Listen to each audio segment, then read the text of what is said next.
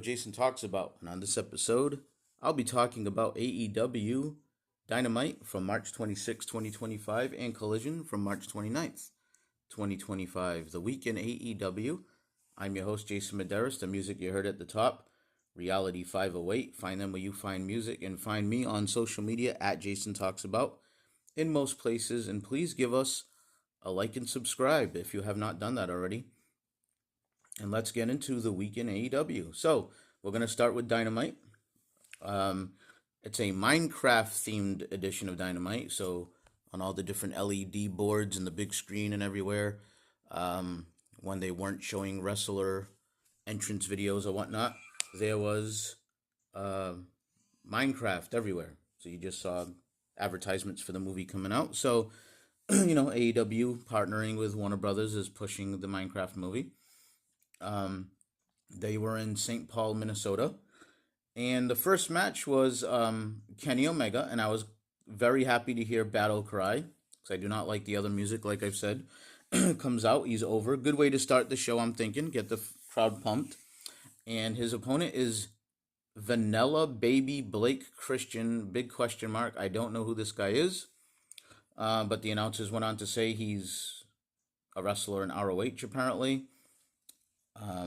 There was huge Kenny chants during this match. One thing so a couple notes here. Again, I don't know who Blake Christian is. If you're a big time faithful and you watch ROH, which I'm not going to pay for to watch, I'm sorry, but you probably know who this guy is, but I think a lot of the general public didn't. This match was mostly one-sided. He got a little bit of offense. At one point, though, he did get to put the middle finger right in Kenny's face, which I found, a little funny for a guy that we don't really know yet doing stuff like that, but okay. Like I said, this match was mostly Kenny. He won with the one-winged angel, like it should be. I mean, I don't know a lot about this guy. Maybe he's really good, and I'm, missing something. He didn't have a long time to show what he could do here. But, if we don't know him, and Kenny Omega is one of your biggest stars easily in the company, he probably should win pretty easily. Kenny then grabs the mic. He puts over the Dynasty match with Ricochet and Speedball. And then Speedball comes out with the mic. And Speedball, to me, was very awkward on the mic. And I'm trying not to take a big stance against this guy. He's new. I want to give him a chance, but he's another guy that's small. He's got a mullet. He's wrestling in bare feet. He keeps doing the karate pose over and over again. I'm always concerned about AEW and the general audience and growing the audience. So anyhow, he comes out, and the first thing he says is, "Kenny Omega, congratulations." And Kenny, I think like most of us was thinking, goes, "Thanks?" in a questioning way. But then he does this thing that just happens too much in AEW, where he goes on about, "Kenny, you're an inspiration, and I respect you, and I admire you," and he's just going on and on about this love he has for Kenny, and Kenny looks kind of puzzled. And he says, "But I won't hold back on Dynasty when I kick your head off and take that title." Now, he does not sound threatening at all. Let me just say that. This Mike Bailey guy. And then Ricochet popped up on the screen and talked about how he's not there because he's at his wedding, and basically tells off the baby faces and says he's going to walk out with the belt.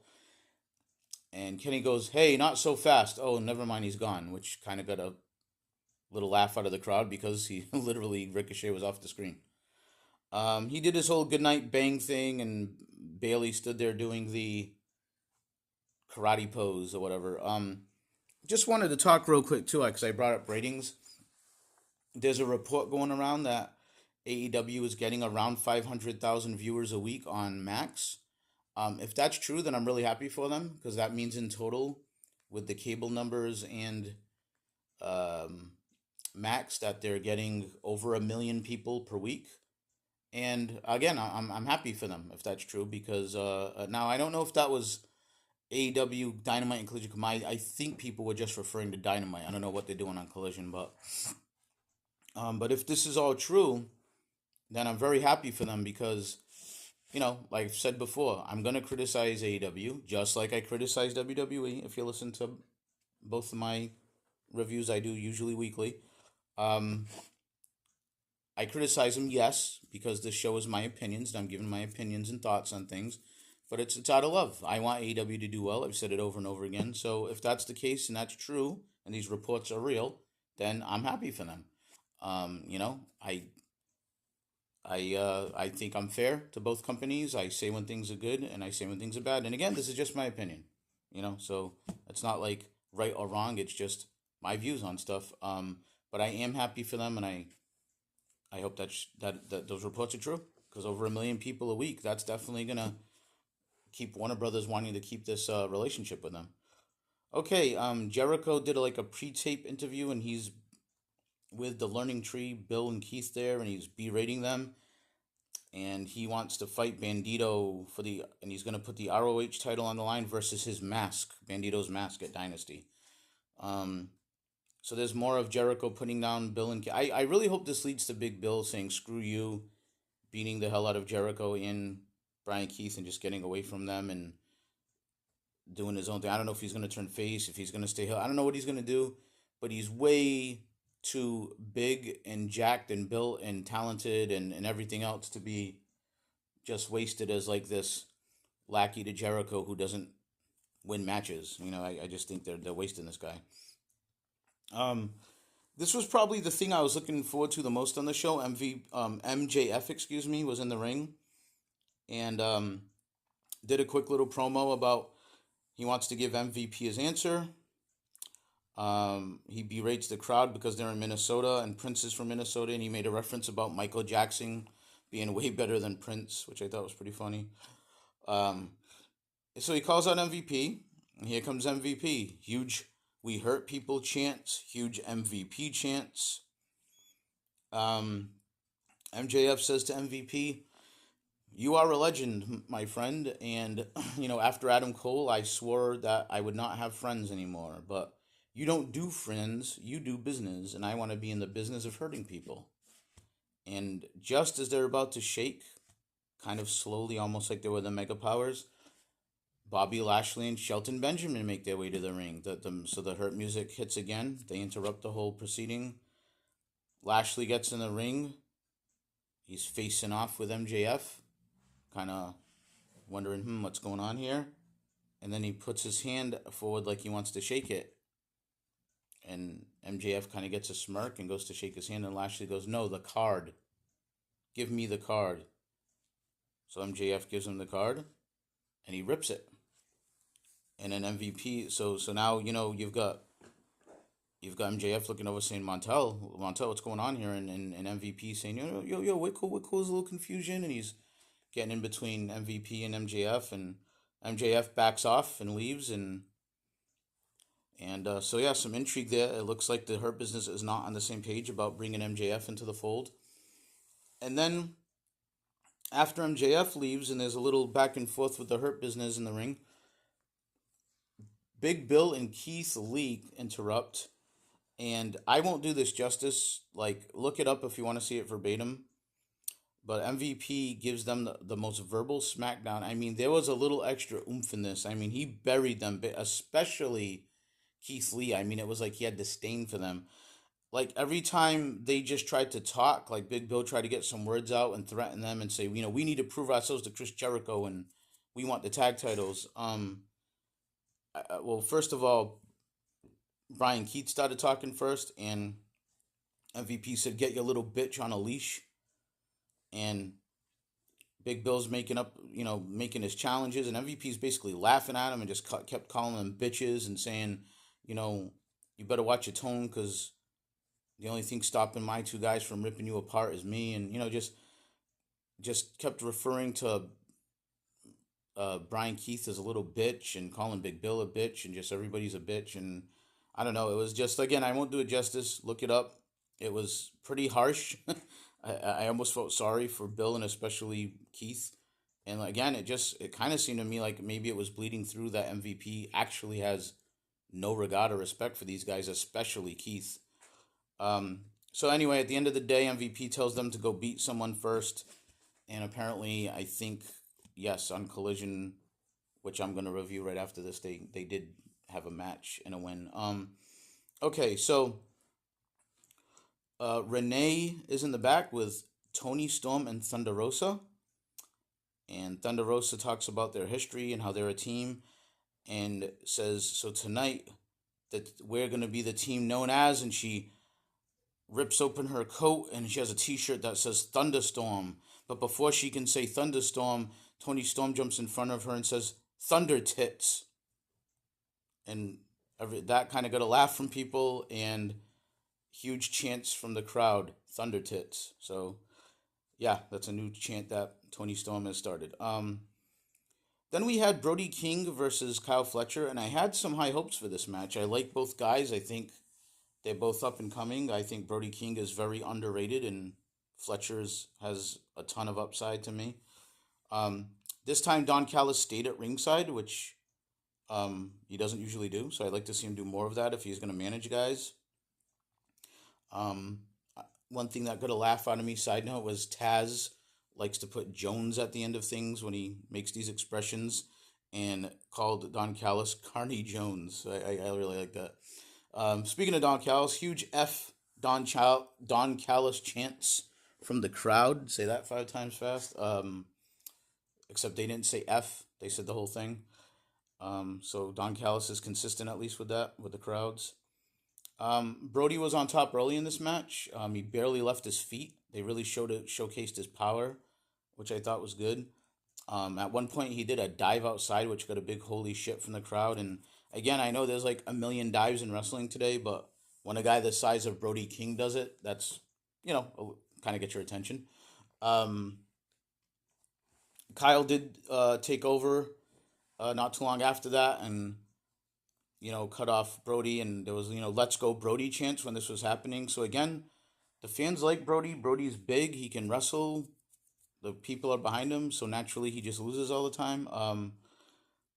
At one point, Brody gave Death Valley Driver to Kyle on the apron, and I thought to myself, oof, that looked rough.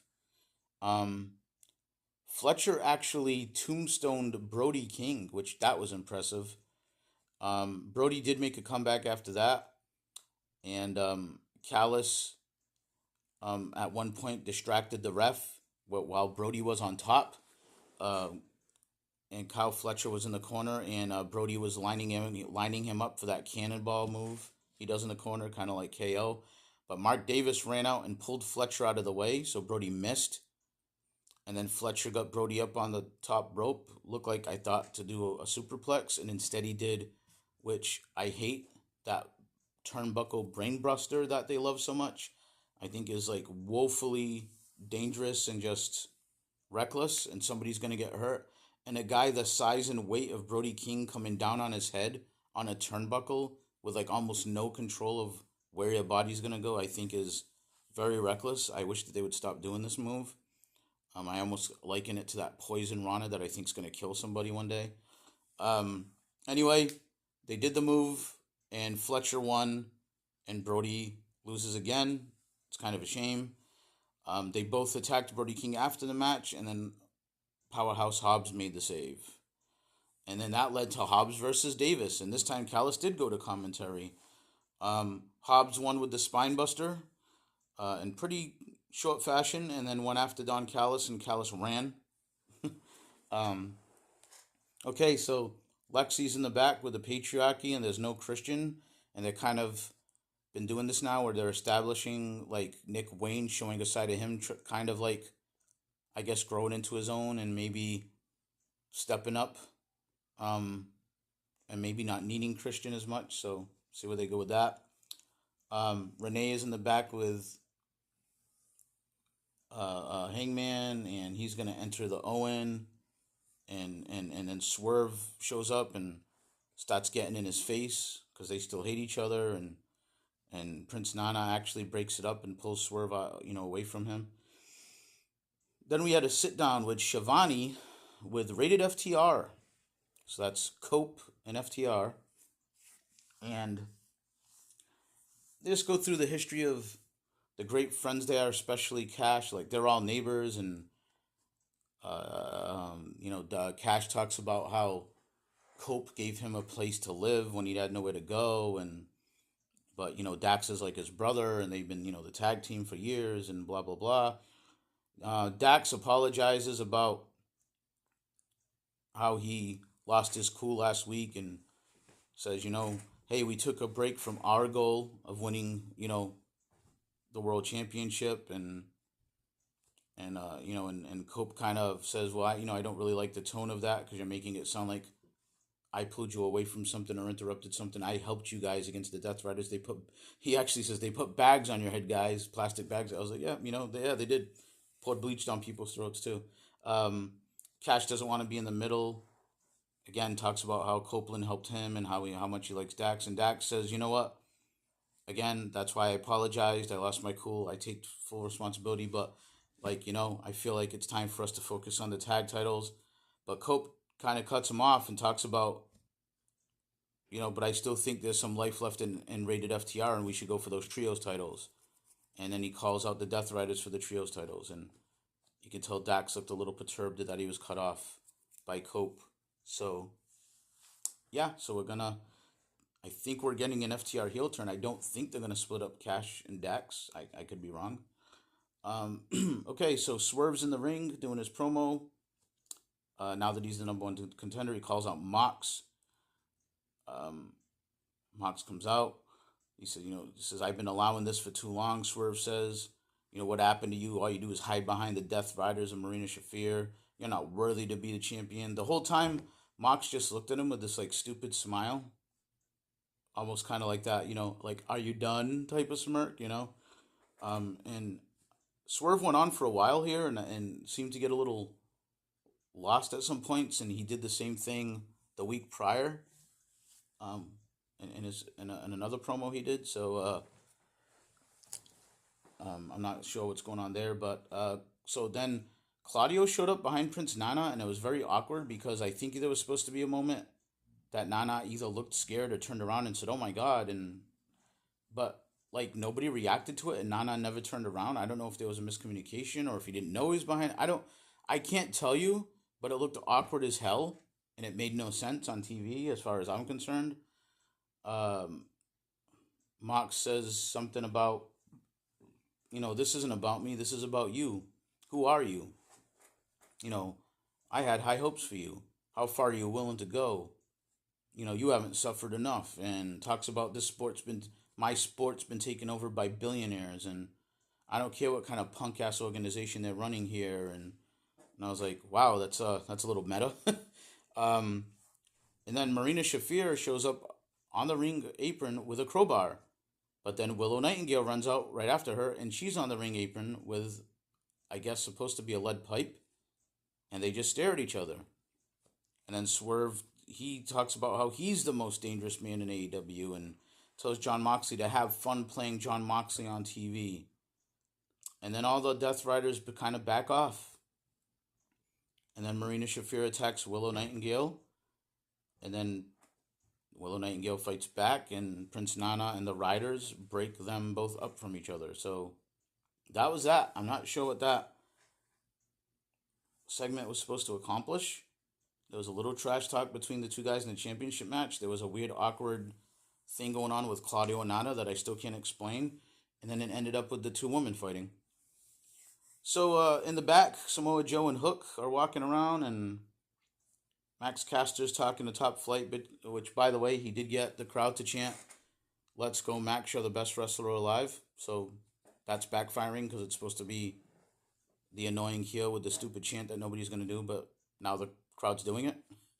And then Joe just choked Caster out, I guess, for being annoying, and that kind of got a cheer, and that was that. Renee's in the back, again, with Jay White. He's talking about how he's going to go into Owen, and he has an open challenge for Collision. So Top Flight with AR Fox in their corner defeated some local talent. Apparently this is their hometown, so they were super over. The crowd was, really in their corner, and Leo Rush and Action Andretti were in the crowd, which was funny because I swear to God, when I saw it quick, they looked like two small fans because they were smaller than a lot of the people in the crowd. So it was just a weird visual. Um, Top Flight got the win, and so we're continuing with the Leo Rush, Action Andretti, and Top Flight feud apparently. Um, the next match was pretty good. This was Mark Briscoe versus Takeshita. It was a very solid match. Takeshita won with the Raging Fire. I don't have a lot to say about it, except to say it was a good, solid match, and um, you know, two guys that know what they're doing, and I thought it was good. Um, Takeshita won with the Raging Fire. Then the Death Riders were in the back. Yuta, the Death Riders minus John Moxley, the trios champs. Yuta, Claudio, and Pac, and they cut a promo against Rated FTR because they're going to fight them at Dynasty. They're accepting the challenge. Then the Hurt Syndicate was backstage, and Lashley is still mad about MJF, and he's saying, "You like him?" And MVP is kind of saying like defending it and saying he's got talent and we could use him, and Lashley's talking about how he don't like him.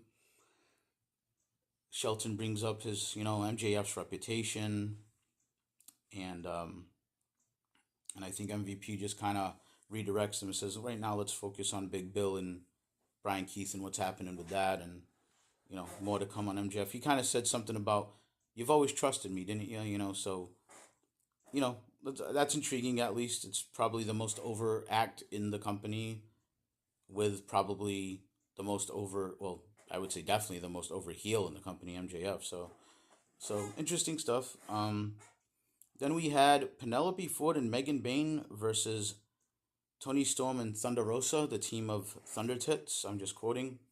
I wrote Toni Storm is just super over wherever they're going right now, and they're using her in main events, and it's pretty justified. I mean, she's very entertaining, and the crowd loves her. She might be the most over act they have right now, other than the Hurt Business. Maybe possibly MJF. But anyway, yep, so there were Thunder Tits chants, so that's a thing now. Megan Bayne, though, looked good in this match, and they did the old, so this is what I've been saying for a long time, and I want to tip my hat to AEW for doing it. Far too often we have tournaments, like the Continental Classic, or WWE's infamous quote unquote, the following is a non-title match where you just knew the champion was going to get pinned. I hate champions getting pinned, and I'm an old school guy, and I think if a champion's going to take a loss, it should be a count out, something like that, or a disqualification where it's shocking and it's like, oops, that wasn't supposed to happen. Oh my God, he's kind of embarrassed, and his upcoming opponent has an upper hand on him, and it's like a psychological thing, but he didn't get his shoulders pinned to the mat, and he didn't submit. I'm saying he, but this is about the woman now.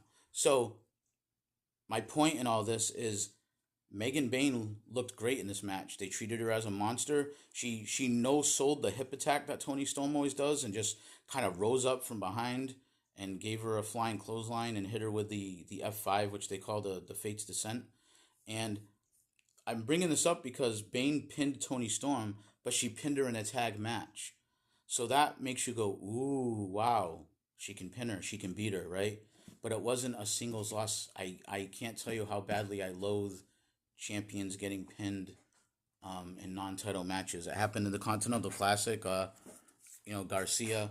I'm not saying I'm the biggest Danny Garcia fan on earth, or that whatever his title reign is the greatest thing that ever happened as TNT champion. But the fact of the matter is, he was a newly crowned champion, and he had to take a couple of defeats in that tournament, and it just, to me, just weakened him as the champion. So anyway, long story short, Megan Bayne, big win. This makes me think Toni Storm's going over. I like the fact, so I'm looking forward to this match.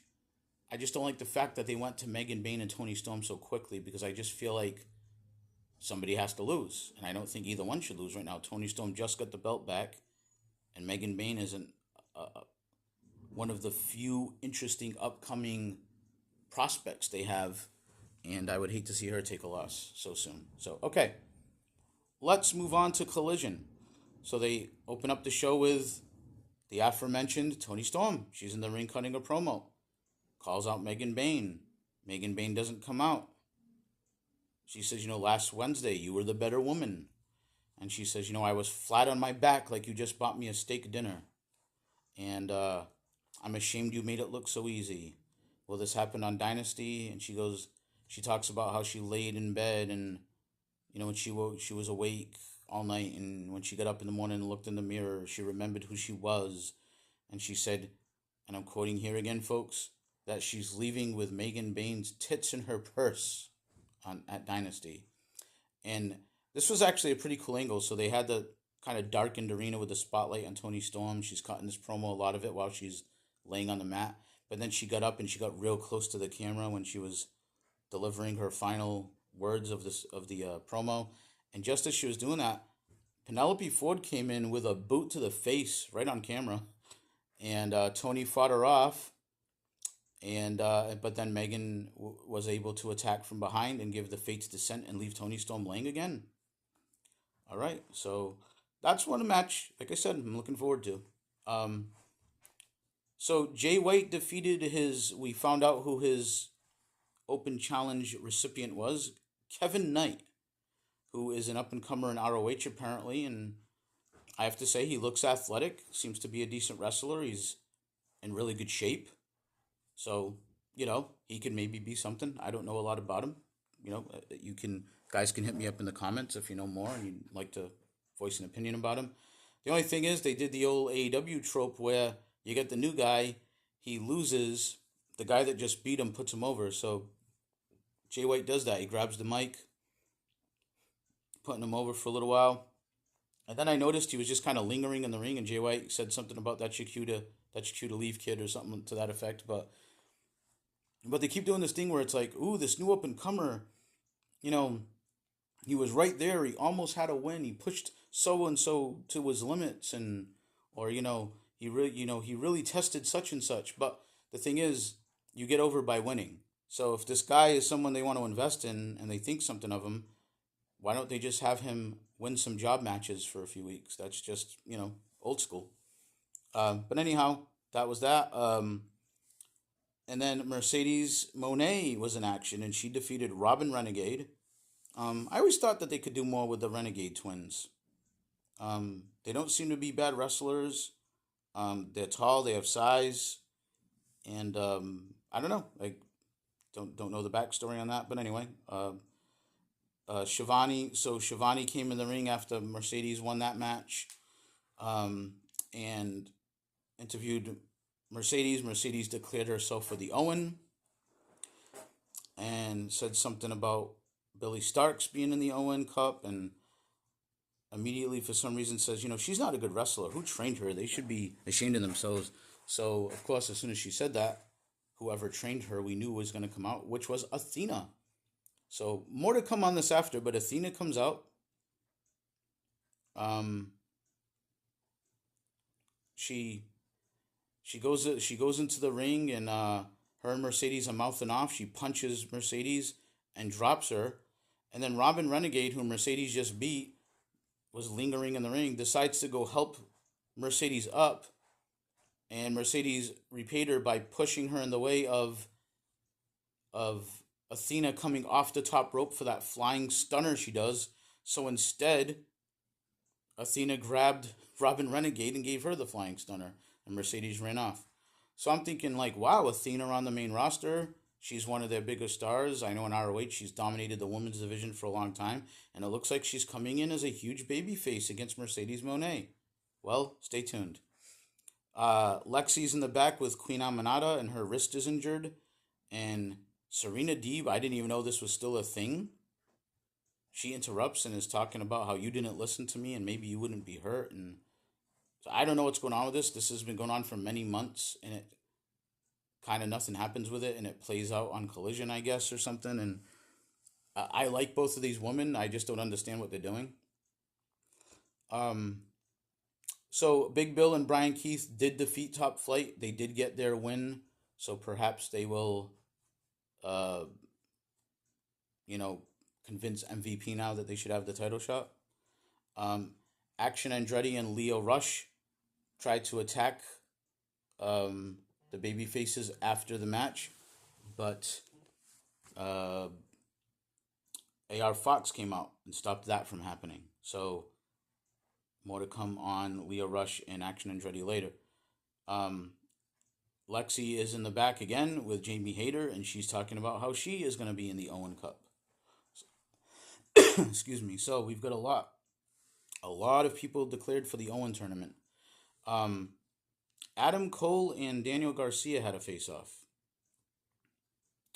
and it was kind of those again that quasi I respect you and stuff that they always do in AEW. But Daddy Magic kind of jumped in and said, "Hey, how many does this guy have?" Because I should have said that Adam Cole was accompanied by Roddy and O'Reilly, and that uh, Danny Garcia was accompanied by Daddy Magic. No Cool Hand Ange this time, so I don't know where he is, but um, and Danny Garcia says to Daddy Magic, you're right. He's had opportunities, but I don't have to do this, but I want to do it. So here's what's going to happen at Dynasty. Nobody's going to be allowed at ringside, and there's going to be no time limit. So we're going to have that match at Dynasty. Um, did want to say too that Adam Cole looks noticeably in better shape. So I don't know if there was something wrong with him for a couple of years, or if maybe it was just the criticism or whatever. But I do want to give him credit.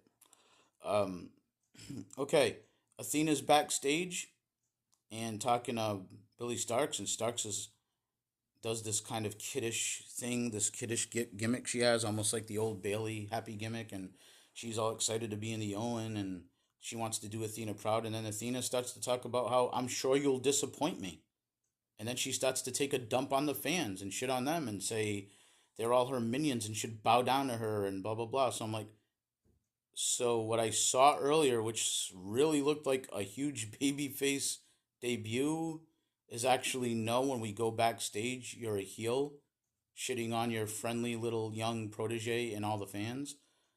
Okay, I guess. So, yeah. I mean, I like Athena. I think she's a good addition if she's gonna come on to the main AEW roster and stay there finally. But I don't get this. Okay, so anyway, speaking of things I don't get that Wheeler Yuta, of all people, defeated Dax Harwood with a roll up in a match. That's what happened. Yuta, without cheating, with no interference, beat Dax Harwood in a match. I mean, just look at Yuta and look at Matt and Dax. I mean, this is ridiculous. Um, After the match, Dax is losing his cool again. He grabs a ref by the collar. He's yelling at him. The security guards run in and get in the way, but they kind of restrain him against the turnbuckles, and he's saying, "Get off me, get off me," and when he does that, Dax didn't know it was Cash, so he turns around and shoves him on his ass. And then he kind of cools down and tries to say sorry, and he wants to help Cash up, and Cash slaps his hand away and storms off. So more turmoil with FTR and Cope and the whole deal. Okay, in the back, Leo Rush and Action Andretti are asking the patriarchy minus Christian for help, talking about the numbers game and if we combined our forces, and so look like Nick Wayne, who I guess is the de facto leader when Christian ain't around, was considering it. Um, Hologram defeated Blake Christian. That's all I have to say about that.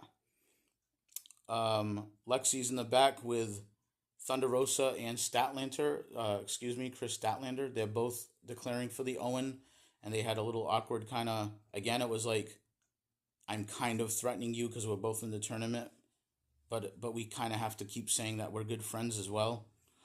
Um, Jamie Hayter, actually, believe it or not, the main event was Jamie Hayter returning and defeating Billy Starks. That happened. And then Athena came out at the end, and her and Hayter were talking trash. Hayter from inside the ring, and Athena from in the aisle, and they talked trash back and forth. So, um, yeah. So my thoughts on AEW. I think I got into it as I was going along here, but just to recap, um, I think the Death Riders, Moxley, everything to do with all of that is just so dead and cold. Um, you know, Swerve, I don't know if they're going to go to, I don't think they're giving the title to Swerve already. Um, I'm a little intrigued with Tony Storm and Megan Bain, although I think it's too early for it, but whatever, they're doing it. So I would just say okay week for AEW. I thought they had some good in ring action, not so much on Collision. They had a few good matches, and the shows had a good flow to them. I've complained lately about the WWE's kind of slow pace and lack of action and stuff, and um, but I guess the biggest story is those numbers on Max. Like again, if that's a true story, and I'm not saying this because I'm rooting for it to be false. It's just I haven't seen it super verified. It's been a few sources have come out that are somewhat reliable. So I guess the biggest story is if those numbers are true. Like I said before, I'm happy for them. But I thought this was an okay week. I'm a little more intrigued going into Dynasty, especially with the MVP and MJF stuff and what's going on there. And I think we're gonna definitely have a fallout between FTR and Cope, and so I'm looking forward to the pay per view. It's not WrestleMania level or anything, but it's not supposed to be. So I would just say okay week for AEW. I might say good week. Not Collision, not so much, but I thought Dynamite was okay. Was a pretty good show, and their ratings, I know people will laugh at this because I'm going to say their ratings have steadily been going up. I know they're way lower than they were, but they are trending upward. And if those max numbers are true, like I said, then this is positive news for AEW. So this is good. We want other companies. We want competition. And it looks like AEW is on a little bit of an upswing here. So that's my thoughts. Thank you for joining. If you stayed all the way to this point, then I appreciate it. And again, please give us a like and subscribe if you have not done so. And I will catch you next time. Thank you.